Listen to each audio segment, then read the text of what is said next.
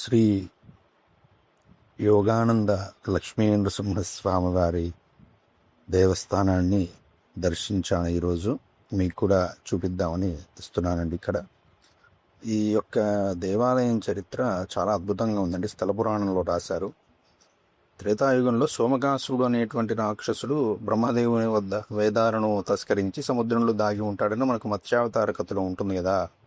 ఆ విషయాన్ని బ్రహ్మాది దేవతలు సప్తఋషులు మహావిష్ణువుకు చెబితే స్వామివారు మత్స్యావతారాన్ని దాల్చి రాక్షస సంహారం చేసి వేదాలను పరిరక్షిస్తాడు.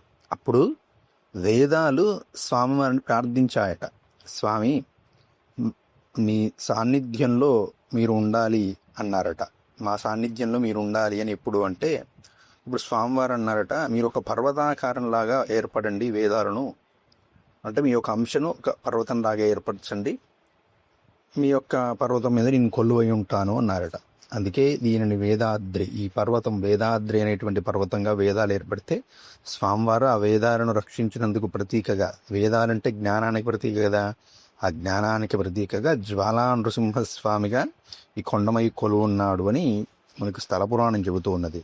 ఈ కింద ఈ ప్రాంతంలోని ఋషిశృంగ మహర్షి కూడా తపస్సు చేసుకుని యోగానంద లక్ష్మీ నృసింహస్వామి వారిని ప్రతిష్ఠ చేశాడని, ఆ స్వామివారికి ఎదురుగా అభిముఖంగా కృష్ణానదిలో సాలగ్రామ నృసింహశిలను కూడా ప్రతిష్ఠ చేశాడని మనకు చెబుతూ ఉన్నారు. ఇక్కడికి 4 కిలోమీటర్ల దగ్గరలోనే గరుడాద్రి అనేటువంటి మరొక పర్వతం ఉంది. దాని మీద స్వామివారు వీర నరసింహుడు అనేటువంటి పేరుతో కూడా అవతరించాడని, అందుకే ఇది పంచనారసింహ క్షేత్రం కూడా అనబడుతూ ఉందని అక్కడ స్థల పురాణంలో చెప్పడం జరిగింది. మీకు ఇక్కడ వీడియోలో చూపించినటువంటి శిలనే నరసింహశిల, సాలగ్రామ శిల అంటారు. ఇక్కడ మీకు ఇమేజ్ని ఫ్రంట్ వ్యూ చూపించాను. ఇప్పుడంతా తులసి ఆకులు అవన్నీ వేసారు.